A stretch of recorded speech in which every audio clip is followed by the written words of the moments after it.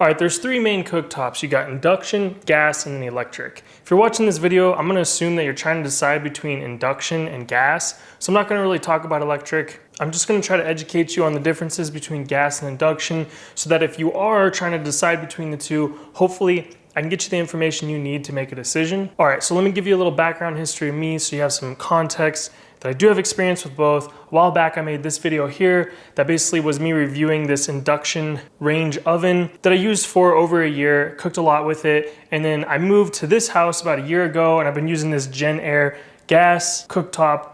So I have a lot of experience with both and thought this would make a good video for anybody that's shopping around looking for that. So I'm gonna do it in this format. First, I wanna go over the big macro major details that I think would be like the decision maker of which direction you go. Then I wanna get into the little details and differences between them. And then last but not least, I'm just gonna give my opinion, right? Not facts, but like my opinion and my personal experience using both of them and just kind of tell you, if I could choose between induction and gas, which one would I choose based on what I know and whatnot. Safety. If you're the type that worries a lot, you're gonna be better off with an induction oven because you're gonna have less worries. There's no chance of a gas leak if you're using induction. If you've got kids and you're worried about, burning yourself or them, or you have an open flame, it could catch like a piece of paper on fire or something like that, you're gonna be safer with the induction. A lot of them have safety features too to turn themselves off if it senses something like water boiling over the pot or that it's been on for a long time, where with like gas, you just don't have those features. It's safer in other ways too. Like if you're really big on being green, then you're gonna wanna go induction because it's way more energy efficient. So if you're worried about like contributing to, greenhouse gases and that sort of thing, at least from what I read online and stuff, it's more energy efficient with the induction. And then with that whole safety thing, you can definitely find videos that will claim that when you turn on your gas and you're burning that gas, it's putting air pollutants in the air. And these things aren't very good for you, or they just don't exist with induction. And obviously those pollutants aren't in the air, which is a safety thing, but also like a green thing. And they say like gas is like 45% energy efficient, where the induction is like upwards of like 90, I believe. So if that's a big thing for you, that'll probably weigh into your decision making pretty heavily. All right, another huge plus for induction is that they are way easier to clean. You basically have a glass smooth surface that you can wipe up really easily and clean really easily. It's very different than, your gas, where we're gonna have to like lift up this stuff in here. A lot of dirt and grime falls in there. You gotta clean all this up.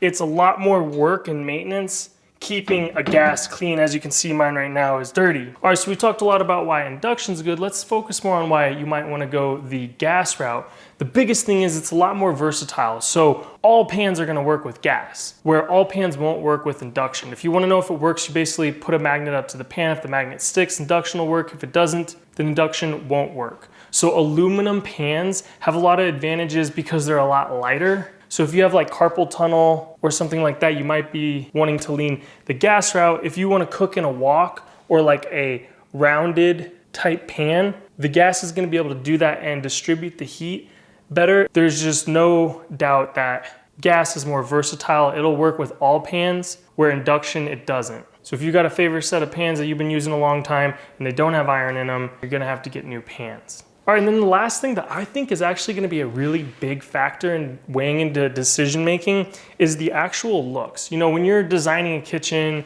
and moving stuff in, it's like, what color are the cabinets? How do the finishes look? What's the backsplash, this and that. And the cooktop is a big like center piece of the kitchen. I bring that up because I think if you like the way one looks more than the other, I wouldn't let these little nuanced features be the determining factor. Go with the one that you like, because that's the fun part about making a kitchen, designing stuff. So just wanted to throw that in there that I think a lot of people are gonna make their decision based on purely just looks. All right, now let's jump into the little details. One thing with induction, from my experience, is that it's a lot more precise. And what I mean by that is you usually have settings like something like 1 through 10. And when you set it to 4, it's gonna be at that temperature with that pan, same time every time. Versus when you're cooking with gas, you're moving the dial, you have like a bunch of different settings you can put it to, but trying to dial it into the exact same position, have that valve open to the same amount each time, it's not as precise in my opinion. It's a little bit different. Trying to like replicate something in the past with exact temperatures, it's harder versus like if you want to get it to a very specific temperature, it's a lot easier to do with the induction. Now, another thing that you've probably heard before and seen is that the induction is faster when it comes to heating up. And I've experienced this firsthand. You know, I got a couple kids, they're like, Dad, I'm hungry. It's like, cool, I'll make you some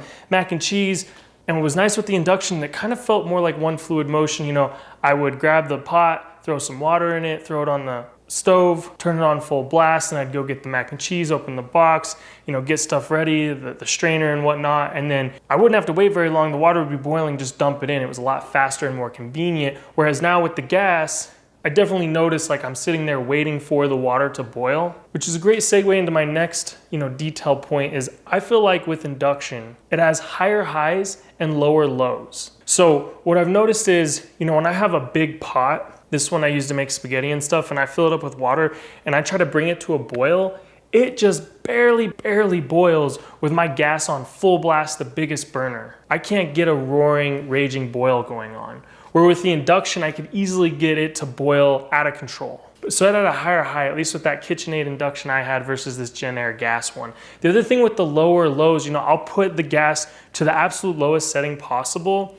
And it's really like when you cook something and you just want to keep it warm so that when we go back from seconds from having dinner that it's still warm and hasn't gone cold. Where on the gas, it's pretty hot versus the induction. The induction, they actually had, the one I had this, keep warm option, I believe. It was below like the 1 through 10 and it would just keep it nice and warm so that the food wouldn't go cold. Where I feel like on this guy, if there's like any moisture in the food, it'll kind of evaporate the water a lot quicker and dry out the food. And it's just a little too hot. It's like, I just want to keep it warm.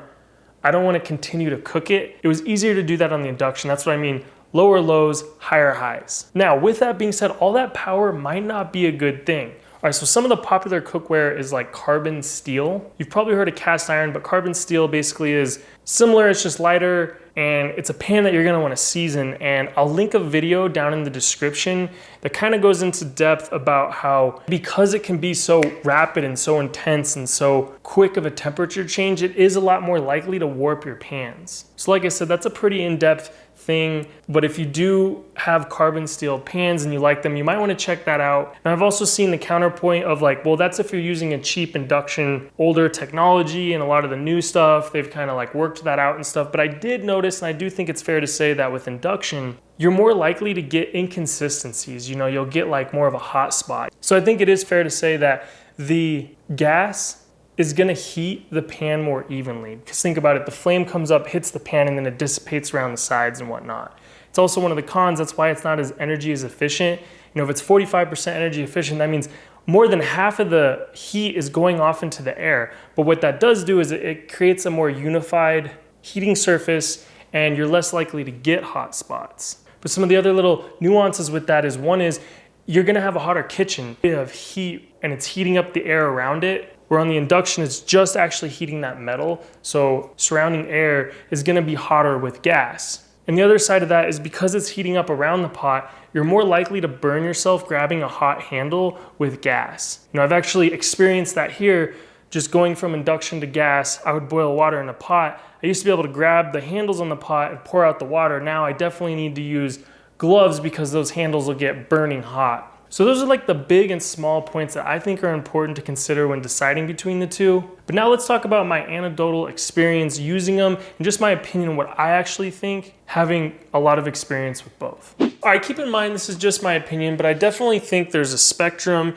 and a particular way in my head that you could categorize styles of cooking. And on one side of the spectrum would be the style to where cooking is more of like an art. And you would cook by feel, I would say. Now on the other side of the spectrum is gonna be more like in line with how I cook, which is very robotic, I guess, more like linear, analytical, almost like scientific, to where it says 4 to 6 minutes. I'll set my timer on for 5 minutes. And if I've cooked something before, I like to have a repeatable process. And hopefully that resonates and makes sense and you kind of get an idea of where you fall on that spectrum. The reason I bring that up though is because I feel like if you cook more by feel and it's more of an art for you, and you kind of go with the flow, that you would enjoy cooking on the gas more. But if you're not like that at all, And in my opinion, I'm not that great of a cook, and I'm a little bit more like precise and like to do things in a very particular way. I think that for me, I enjoy cooking more on the induction because I can dial everything in, you know, very precise. And it kind of takes a lot of the guesswork, a lot of the unknown and uncertainty out of the cooking for me, which makes me just a little bit more comfortable with cooking.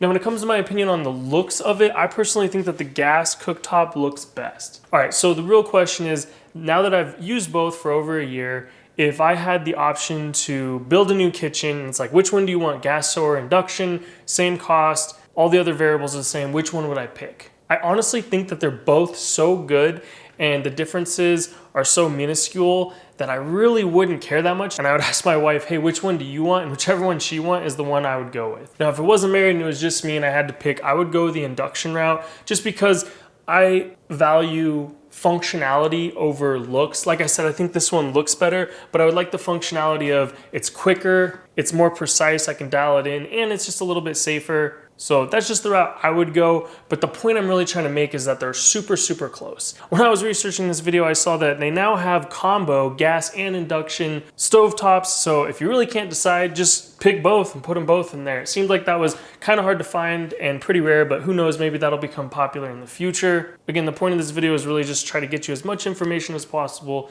to help you make a decision. I hope you enjoyed it. Like, comment, subscribe. See you in the next one.